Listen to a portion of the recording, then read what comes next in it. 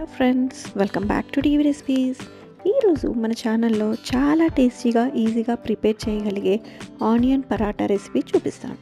Breakfast కానీ lunch box లేక డిన్నర్కి కూడా పర్ఫెక్ట్ ఉంటుంది. కావాల్సిన ఇంగ్రీడియంట్స్ సింపుల్గా ఉంటాయి. మరి ఎలా ప్రిపేర్ చేయాలో చూద్దామా దీనికి? సో ముందుగా ఇక్కడ నేను ఒక గోధుమ పిండి అంటారు కదా, దాన్ని 2 కప్స్ తీసుకున్నాను. ఇక్కడ మీకు కావాల్సిన క్వాంటిటీ మెంబర్స్ని బట్టి తీసుకోవచ్చు.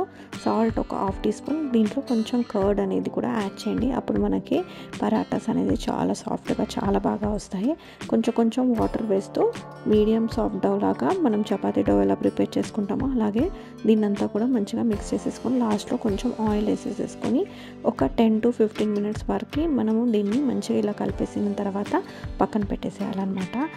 పక్కకు పెట్టేశాక అప్పుడు దీంట్లోకి మనం ఆనియన్ స్టఫింగ్ అనేది ప్రిపేర్ చేయాలి కదా. సో దానికోసం ఇలా సన్నగా కట్ చేసుకున్న ఆనియన్స్ తీసుకున్నాను. దాంట్లో కొంచెం సాల్ట్, చిల్లీ పౌడర్, ఇంకా గరం మసాలా, ఆమ్చూర్ పౌడర్ కూడా యాడ్ చేస్తున్నాను. దీంట్లో చాట్ మసాలా కూడా 1/2 టీ స్పూన్ యాడ్ చేస్తున్నాను. ఇప్పుడు ఆనియన్లో మనకు వాటర్ కంటెంట్ చాలా ఉంటాయి కాబట్టి ఇక్కడ నేను పోహాని థిక్ పోహాని ఒకసారి కొంచెం గ్రైండ్ చేసేసుకొని అవి కూడా ఒక 2 టేబుల్ స్పూన్స్ యాడ్ చేశాను అనమాట. ఏంటంటే ఆ వాటర్ కంటెంట్ అంతా కూడా మనము పోహా గుంజేసుకుంటుంది అనమాట. సో చూసారు కదా, ఇలా ఇది ప్రిపేర్ చేసుకొని పక్కన పెట్టుకోవాలన్నమాట. సో దీంట్లోనే నేను కొంచెం కసూరి మేతి కూడా యాడ్ చేస్తున్నాను.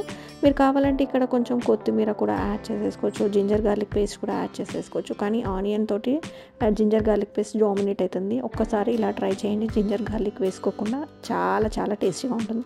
సో ఇప్పుడు ఒక 10 మినిట్స్ అయిపోయింది. మనము ముందుగా ప్రిపేర్ చేసుకున్న చపాతీ డౌ ఉంటుంది కదా, అది కూడా ఒక్కసారి ఇలా కొంచెం దాన్ని మంచిగా ఇట్లా పిసికేసిన తర్వాత కొంచెం చిన్న చిన్న స్మాల్ తీసేసుకోవాలన్నమాట. మీకు కావాల్సిన సైజులోకి కొంచెం వీట్ పౌడర్ అనేది డస్ట్ చేసేసుకొని నేను చూపించే విధంగా రెండింటిని కూడా ఇలా చేశాక మనకి ఇట్లా ఒక కప్పు సైజు ఏమంటారు మనము లైక్ ఆలు పరాటాని ఎలా స్టఫ్ చేస్తామో సేమ్ దీన్ని కూడా అలాగే చేయాలి అనమాట.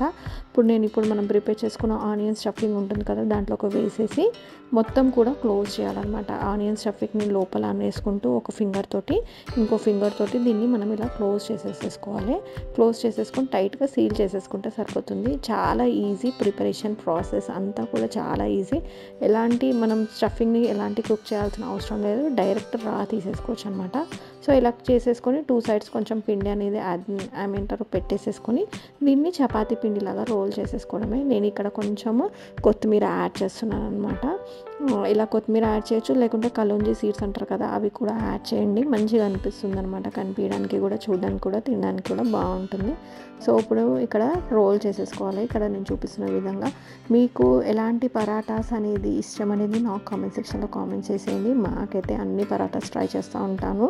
సో ఈసారి ఆనియన్ పరాటా కూడా చేశాను అనమాట. చూడండి, ఇలా ఒక ప్యాన్ కానీ ఏదైనా తీసుకొని దాని మీద కొంచెం ఆయిల్ వేసేసుకొని మీడియం ఫ్లేమ్లో 2 సైడ్స్ మంచిగా కొంచెం క్రిస్పీ అయ్యేలాగా మంచిగా కాల్చుకోవాలన్నమాట. సో ఇక్కడ పరాటా అనేది కొంచెం లావుగానే ఉంటుంది. సో ఒక 2 తింటేనే మస్తు సఫిషియంట్ అయిపోతుంది అనమాట.